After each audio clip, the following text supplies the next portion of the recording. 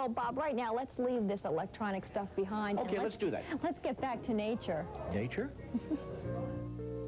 It's spring, a time for planting. But if you attempted a garden last year, you already know. It's not easy keeping up with the Joneses. Having a beautiful flower garden is a lot of work. And if you're just beginning, you'll need to know a few things. Adolf and Dave Abisher have been in the nursery business for over 20 years. The brothers own the Fort Hill Nursery in Huntington.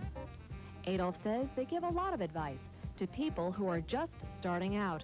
First, I would find out where you were planting. If it's a sunny area, a shady area, and then we would go from there on the recommendations of the plants. And also, I would like to see some of the soil, maybe give it a soil test and find out what you actually need in that soil. And we go from there. But Adolf says you don't start by planting outdoors. The beginning of April is the time to start your seeds and bulbs inside. And as a rule of thumb, by May 15th, they're ready to be planted outside. Oh, just take them out of the pot and put them in the ground. Work a little peat moss into the soil, and in the case of bulbs, a little bone meal. And the rest of it, most of your annual plants, you'd use a liquid fertilizer when you plant. Of course, it doesn't end there. A garden has to be maintained, and Adolf says, watering and checking for bugs that can destroy your beautiful flowers is very important. It doesn't take that much care if they keep after it. If they let it go, and then they're lost. It cannot be forgotten because the insects are the major problem. You'll have spider mites, and especially on your marigolds, the slugs love them. And they have to use insecticides, and for slugs, they have to use the pellets, methaldehyde pellets. But before you start spraying bugs, you need to know just what kind you have. There are some signs to check for. On chewing insects, chewed out areas on the leaves. Spider mites, that's a sucking insect. They'll get underneath the leaf and attach themselves and suck the juices out of the leaf.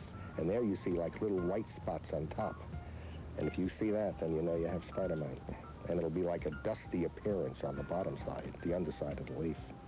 Finding them and knowing that you have them is the hard thing. You have to keep checking in your garden to find out that you do have them.